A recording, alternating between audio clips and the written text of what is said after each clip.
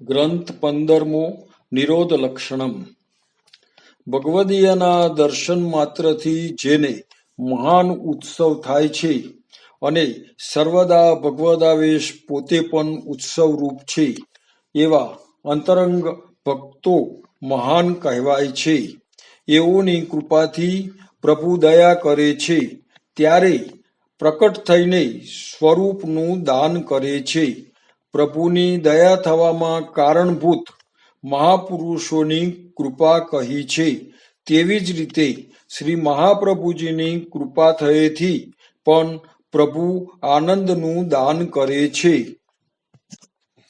ભગવદીયના સંગના અભાવનું દુઃખ મનમાં રાખવાની શ્રી મહાપ્રભુજી આજ્ઞા કરે છે.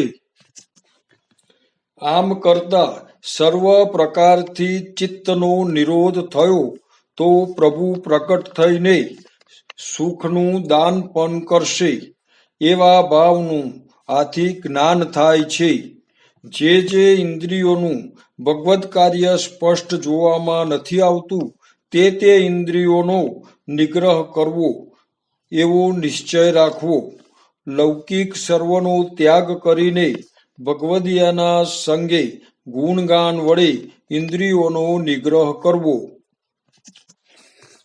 નિરોધ માર્ગીઓ પ્રપંચની વિસ્મૃતિપૂર્વક ભગવાનમાં મગ્ન થઈ જાય છે. સર્વનો પરિત્યાગ કરીને સદાનંદ શ્રીકૃષ્ણમાં નિષ્ઠાવાન સત્પુરુષના સંગમાં નિરંતર ગુણગાન કરવું તથા સર્વ વાતનો ત્યાગ કરીને મમતાનો ત્યાગ કરીને પૂર્ણ ભાવથી નિરંતર ગુણગાન કરવું તે જ સેવકનો સહજ ધર્મ છે. ભગવાનમાં નિષ્ઠા ન હોય તેવાઓના સંગમાં તો ભગવદ વાર્તા પણ નહીં કરવાનું સૂચન કરે છે. એમ દુસંગીની સાથે વાર્તાદિક કરવાથી પણ હાનિ જ થાય છે.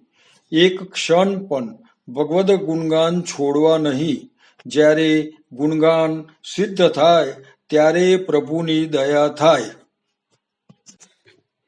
નિરોધ માર્ગીય ભગવદ ભાવના અંગીકારથી લઈને ગુણનું જ વર્ણન કરે છે. બીજું કશું જ સાધન ન કરે. ગુણગાન કરતા કરતા દ્રઢ શક્તિ થાય ત્યારે તો આપમેળે જ ગુણગાન થાય છે. તેથી ગુણગાન જ બધા કરતા ઉત્તમ છે એમ જાણવું.